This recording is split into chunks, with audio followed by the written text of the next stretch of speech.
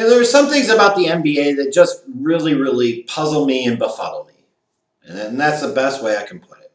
And one of those things deals with how teams, organizations treat their head coaching position like a revolving door. You guys know exactly what I'm talking about. It feels like every 2 to 3 years for the vast majority of teams, there is a house cleaning.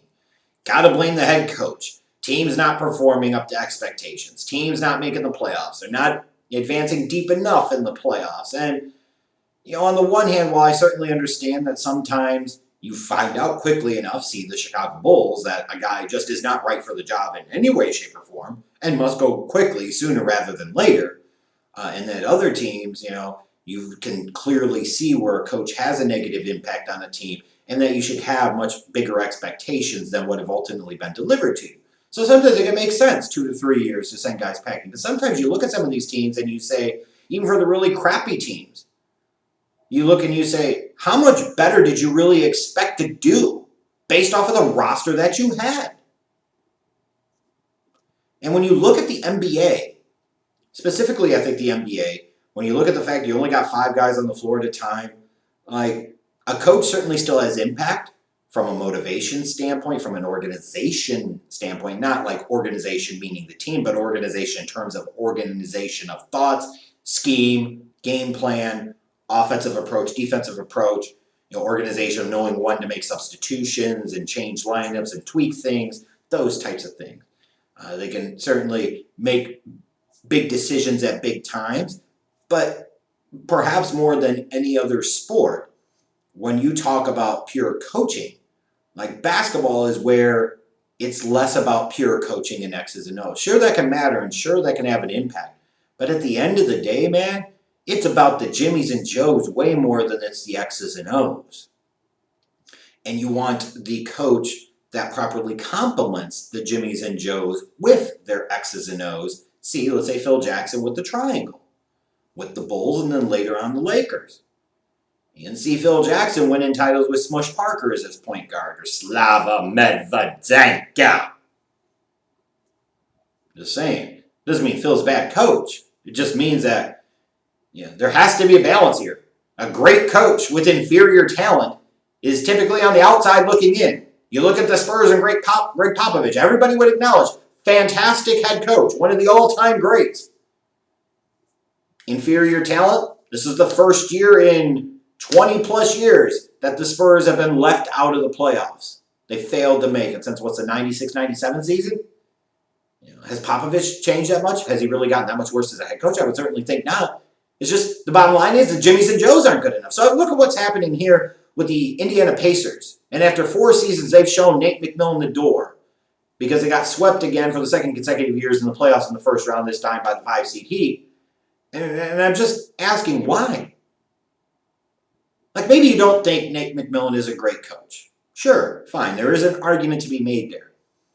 But when you look at how this team is constructed and what pieces you have, what pieces you did not have specifically in the bubble, what did you expect out of him that you didn't get? How much better, we're having some truth talk for the Pacers, how much better did you really think things should have been compared to what actually happened? Now, certainly you can point to, you've had some good regular season success. I think in his 4 years, they never won less than 42 games. Middle of the pack in the Eastern Conference, like 4 or 5 seed type of range. But swept the last 2 years in the playoffs, 3-16 record in the playoffs for McMillan. It's not a great resume, I'll grant you.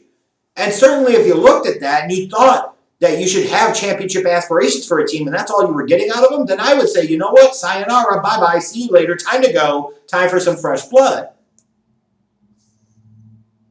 But even if you brought a different coach into this situation, how much better do you think the Pacers are going to be if you're Indiana's front office than a 4 seed in the playoffs? Like, even if you thought you shouldn't be swept, agree with you.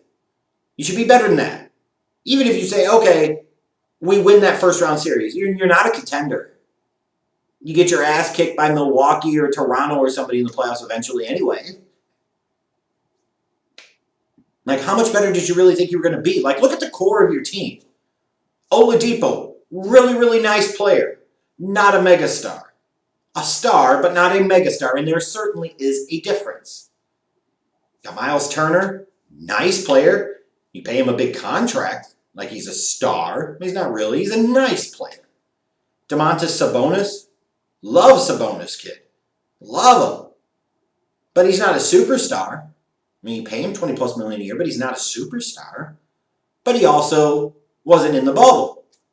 You had Jeremy Lamb, guy that played well in Oladipo's absence, and when Oladipo came back. But you didn't have Lamb in the bubble due to his injury. So two key core players you didn't have.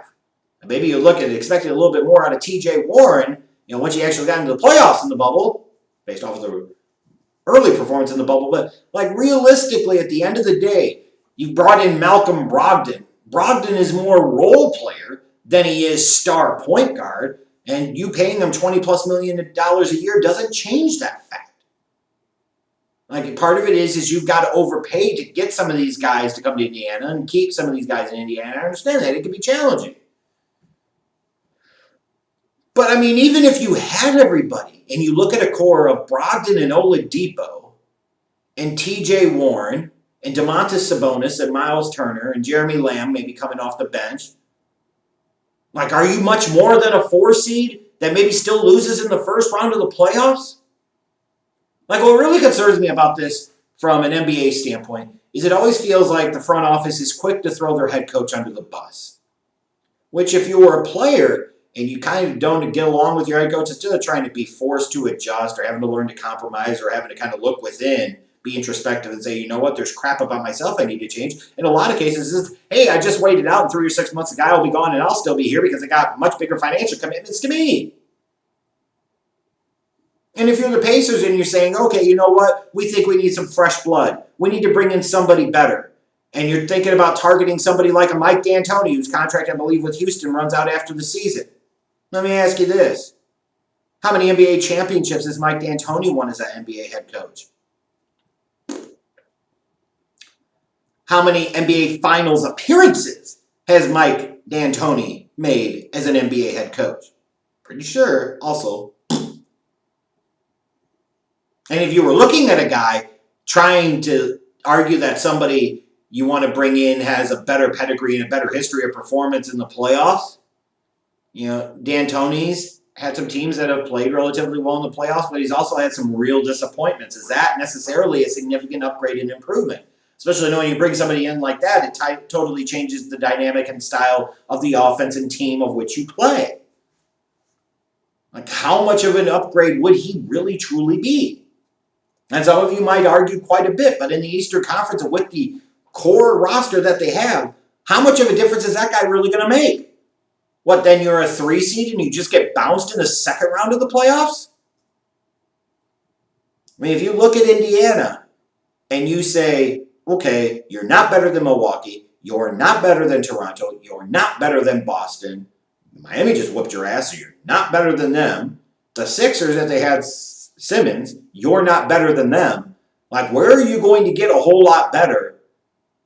What type of roster changes are you going to make that are really going to shift the needle here? Because otherwise, to me, firing the head coach would just seem like it was unnecessary here. And more of kind of that constant revolving coaching carousel that you see in the NBA that is incredibly counterproductive. The reality is there are only a couple of teams that truly matter in the league every year. While sure, you have 16 teams make the playoffs, you only have 4 maybe at most each year that you're looking at as potentially being a viable championship contender. The rest of them are either trying to move their way up in the playoffs to get to that spot at some point, or they're wasting their time, or there are teams that suck and they're trying to tank so that way they can hit the reset button. You're not an elite team.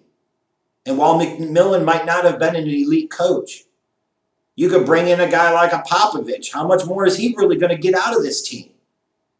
Okay, again, you may win a first-round series in 6 games. Cool. Then what? Is that what you're in the game for? Is to make it to the second round and be respectable like? I just think for some of these teams, they are way too dismissive of their head coaches way too early. Now, maybe 4 years is enough if you're a Pacers fan, and I get that, and I understand that. But what automatically makes you think that going out and getting another guy is going to make a whole bunch of difference? So I just look at this and I say, you fire Nate McMillan, why? I just really don't understand it.